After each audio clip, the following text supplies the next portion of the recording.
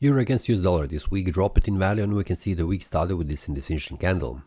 The price continued to lose its value, reaching the first support level at 1.043 and starting to make a bearish breakout here below this support level, but the price then rise in value, returning back above this area of resistance, and currently we can see on a Friday the price returned all the way back down, very close to this demand zone here around this support level.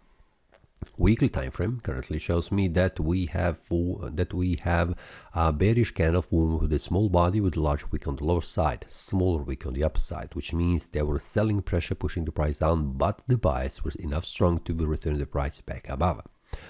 Monthly time frame, we have a week and a half until this month close, so we will pay attention until the next week to see how the price will behave, but we currently can see that the price is returning back above from its lower level, so forming a bullish candle.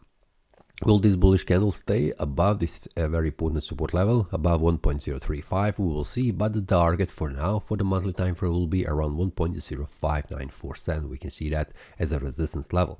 So the weekly time frame shows us that we have a small bearish candle with large wick on the lower side, and the daily time frame shows us that we currently have a bullish breakout that has been confirmed, which means indicating further rise in value. Will that happen? We'll see on a Monday, but currently what I can see that I am expecting that the price could bounce from this area of support and then return back above. But for that, on the 4-hour time frame, I need to see the price forming a bullish breakout. We can see that here above 1.046 in order to return back above to 1.049. So now, on a Monday, I'm waiting for bearish breakout or bullish breakout at this support level. And if the breakout happens, I will share that inside the premium analysis with the traders so they are informed on time about this breakout and also what is the target. That's all for this week. See you next time and happy trading.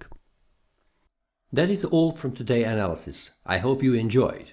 If you have any question, feel free to leave a comment. If you like the analysis, click the like button and subscribe. See you next time and a happy trading.